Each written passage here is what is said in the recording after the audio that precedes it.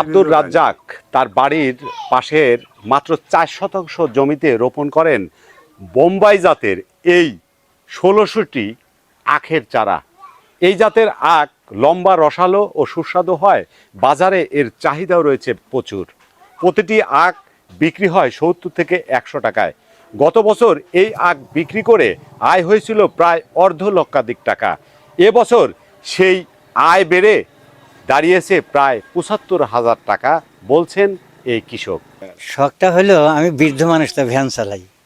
একটা গরিব মানুষ মনে করেন এই গরিব ভাবে এটা একটা সংসার চালানোর একটা পদ্ধতি, অসমাকর একটা ইনকাম। বড় করার চিন্তা আছে, যদি কোনো জায়গা ভালো জায়গা পাই তাহলে হয়তো বড় ধরনের ক্ষেত আবাদ করব।